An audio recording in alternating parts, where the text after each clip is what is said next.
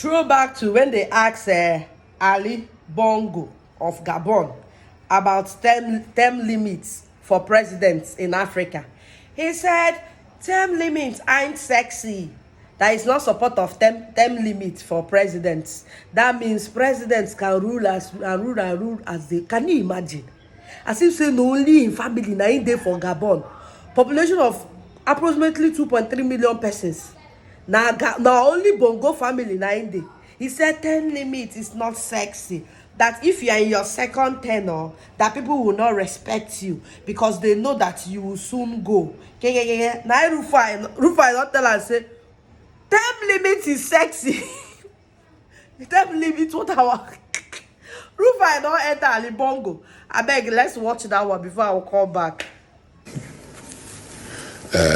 And we don't have term limits. Term limits, I would say, frankly, that sounds sexy, but it ain't working.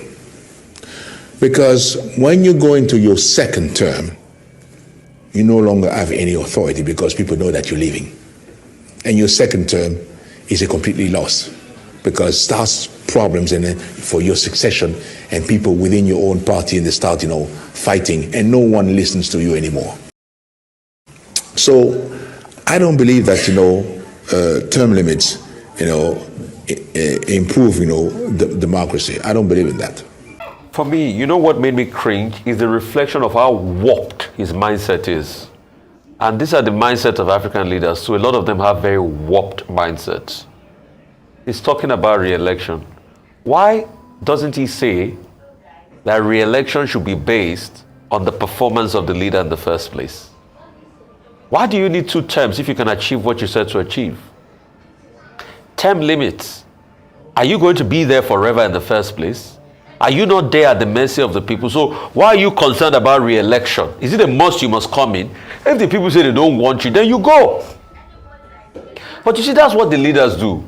They build all sorts of very terrible mindsets. They don't allow the institutions work. They become strong men as against having strong institutions.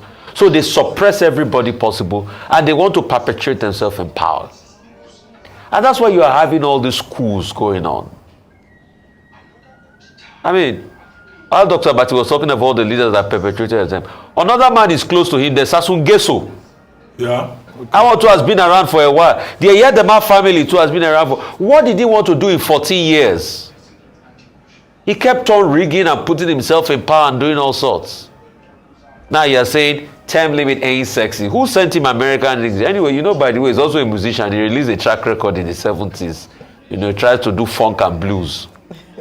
Term limit ain't sexy. My brother, term limit is sexy. It's lovely. It's great. That's why we have a democracy. The greatest power should be with the people, and that's why the people should come out and like Thomas Sankara and say, "Abba" with all these leaders. Can you imagine the effrontery to justify it? And he's doing Barry White's voice. Term limit ain't sexy. What nonsense are our leaders spewing? He's talking about second term. What nonsense! And that's why I was happy that everybody fought out a very nefarious third-term agenda in this country. What are we doing with ourselves? We saw a video that's within this week about how workers in Ogun State we are prostrating for their governor. Why? Because one of the local government, I think, one of the chairmen accused the governor of not giving them their local government funds for a very long time. So because of the accusation, I don't know whether it's true or it's not true. Maybe they now came, now make governor for no sack them. Come bend us, kneel down. People, person, papa and mama and everybody. They down, they beg the governor. Rufai don't enter them. This is not good to watch. How can? Please, let's watch it. We've constantly always advised that the state government should ensure that the local government get their money. It's not today we've been having cases like that. But if Governor Dakwa Abiodun feels the matter is not true, then there should be an independent panel of inquiry set up to look at the matter, to bring truth to the matter. I don't believe in all of this going to kneel down in front of a governor. It's not done. It's not done. And yes, some people will say it's cultural, but I don't believe this is right. We shouldn't do things like this. Nobody is God in this country. All right. there's an allegation, people reply to an allegation. So if the person made an allegation and other local government chairman do not support him, yeah, they can put it in writing. They can also go visit him and say, oh, we don't support him on it, but up to the extent of kneeling down and begging and prostrating.